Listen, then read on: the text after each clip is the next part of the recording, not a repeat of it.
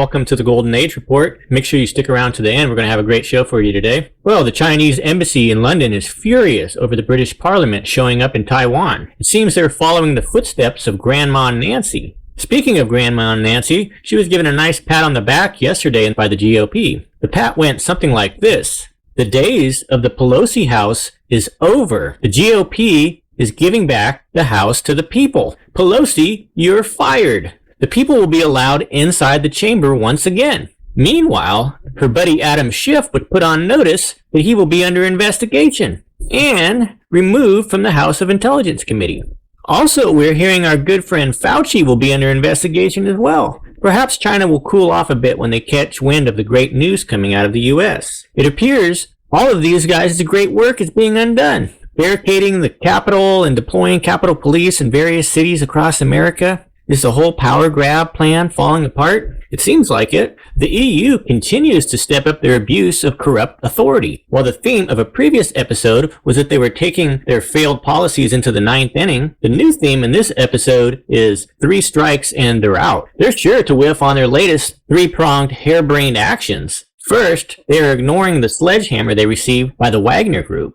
Sounds like they are teaming up with the Biden administration to put together a fake anti-Russian court. This will probably be much like the fake TV courtroom stunt that was put together in the latest failed attempt to take down Trump. One where they choose the actors and the rulings are predetermined. Instead of planning for the Ukrainian civilian crisis, their strategy is to put on another campaign to shame Russia. Ukraine and the EU are not evacuating because they need to muster up sympathy and support so they can meet their personal objectives. Sounds like the Ukrainian citizens are being used as pawns here. Next, they are ignoring the Azov kill list and marching forward by posting something contrary to Zelensky's narrative. It seems that Ursula has deleted her Twitter post, but they are going to stand by the numbers. 100 plus deaths versus the 13K that Zelensky is rolling with. Well, 105 deaths was popularly thought to be the estimate at the beginning of last month. This was before the fog lifted on the Bakhmut black hole and the whole Kherson trap disaster. Also, Russia has been reporting they are conducting aerial, rocket, and missile attacks on troop concentrations daily since then. Russia reports that they have lost 9,000 troops since the beginning of the war. So, given the 10-to-1 artillery advantage, plus the rockets, missiles, tanks,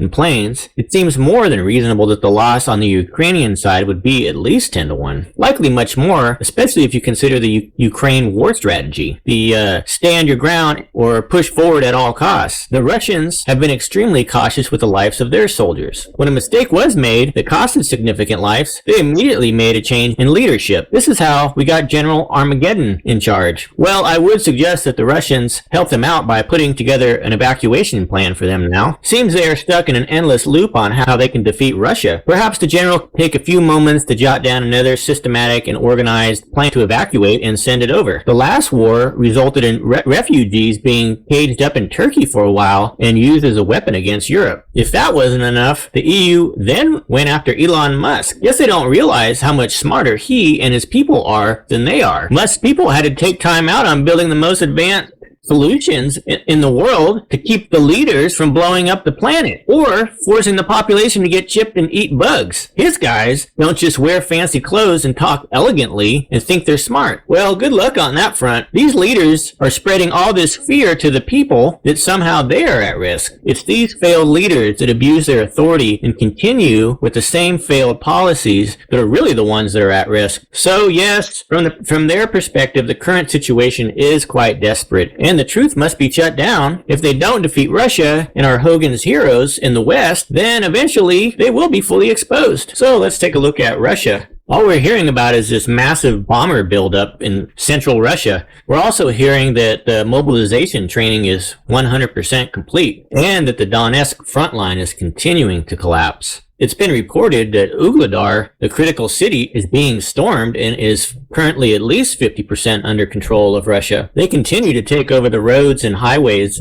in the Donetsk region. Ukraine brought in artillery brigades, and it appears that their strategy is just to fire as many rounds as they can until they are destroyed or run out of shells. In northern LPR, Ukraine does have the initiative and the numbers still. But if they fail, looks like they will find themselves trapped in open fields and blocked by a river. I just have to wonder if they brought in enough air defense. The U.S. told Ukraine to chill out for 6 months, but Zelensky, it appears, decided to listen to a group of mercenaries that thought they had the momentum. Let's go over some of the highlights that the Russian Ministry of Defense put out. It says here that operational, tactical, and army aviation, missile, troops, and artillery annihilated 3 points of temporary deployment of units of the foreign mercenaries close to Slaviansk. This is in the Donetsk region, as well as taking out 85 artillery units in firing positions and military equipment and manpower in 162 districts. It also appears that they took out American counter-battery radar stations, and 3 stores of rocket and artillery weaponry and ammunition were destroyed in the Donetsk region as well as Zaporozhye. We are also hearing about this refurbished Mach 2 bomber effort that they've had underway. We're hearing about air alerts all across Ukraine. Odessa is completely cut off from the electric grid. More missile attacks could cause a final collapse of the energy system. Here is the latest package that Germany has sent. It appears that the robot wars are set to begin. Looks like that